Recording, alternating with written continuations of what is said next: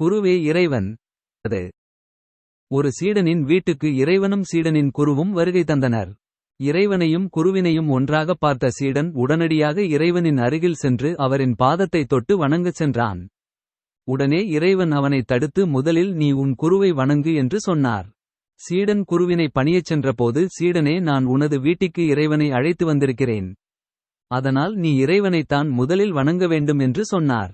குருவின் உபதேசத்தை கேட்ட சீடன் மீண்டும் இறைவனின் அருகில் சென்று அவர் பாதம் பணிய முயன்றான். அப்பனே உன் வாழ்க்கையில் இறைவனை கொண்டு வந்தவர் உன் குருதான். அவர்தான் என்னை அடைவதற்கு உரிய வழியைக் காட்டி உனக்கு அருளினார். ஆகையால் அவரையே நீ முதலில் வணங்க வேண்டும். ஆகவே நீ அவரிடம் சென்று அவரின் ஆசியை பெறுவாயாக என்றார் இறைவன். சீடன் மீண்டும் குருவிடம் சென்றான். சீடனே நான் தான் இறைவனை அடைய வழி காட்டினேன் என்றாலும் அவர்தான் அனைத்துக்கும் பொறுப்பானவர். ஆகவே நீ முதலில் இறைவனிடம் ஆசி பெறுவதுதான் சிறந்தது என்றார் குரு. மீண்டும் இறைவனிடம் சென்றான் சீடன். அப்பனே உனது குரு சொல்வது எல்லாம் சரிதான். இறைவன் யார், குரு என்பவர் யார் என்று உனக்குச் சொல்கிறேன். அதன் பின் சிந்தித்து செயல்படு என்றார். ஒவ்வொருவர் செய்யும் செயலுக்கேற்ற கர்ம வினைகளைப் பொறுத்து எந்தவித பாரபட்சமும் இல்லாமல் நான் மனிதர்களுக்கு சந்தோஷத்தையோ துக்கத்தையோ அளிக்கிறேன்.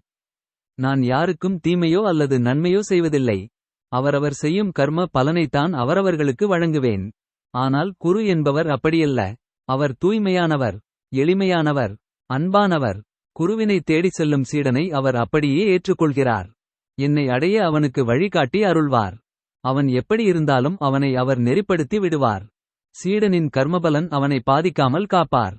அவனுடன் கூடவே இருந்து அவனுக்கு வழிகாட்டி அருள்வார். ஆனால் நான் அதை செய்வதே இல்லை. ஆகவே இறைவனை விட குருவே உயர்வானவர். இறைவன் வேறு, குரு வேறு இல்லை, குருவே இறைவன் என்பதை முதலில் தெரிந்து கொள்ள வேண்டும் என்றார் இறைவன். சீடன் குருவை முதலில் வணங்கி பின் இறைவனை வணங்கி இருவரின் அருளையும் பெற்றான்.